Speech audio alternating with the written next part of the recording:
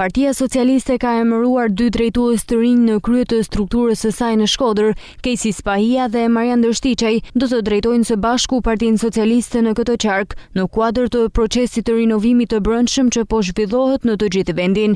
Prezantimi i tyre u bë një ditë më parë gjatë mbledhjes me strukturat në Shkodër nga sekretari i përgjithshëm i Partisë Socialiste Blendi Klosi dhe drejtuesi politik i Partisë Socialiste në Shkodër Benet Beci. Të dy përkasin brezit të ri të socialistëve shkodran dhe ka një angazhim të hershëm në rrallet e freshit Forumi Rinori i Partisë Socialiste.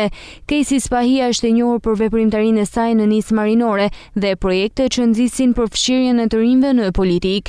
Gjithashtu, Spahia ka qenë pjesë e listës së hapur në garën për deputet në siglën e Partisë Socialiste, ndërsa Marian Dështiqaj ka qenë aktiv në strukturat lokale të Partisë Socialiste dhe është kandiduar më parë për deputet në qarkun e Shkodrës. Emërimi i tyre shihet si një hap drejt rigjallërimit të Partisë Socialiste në Shkodër dhe forcimit të përfaqësimit të brezit të ri në politikën lokale.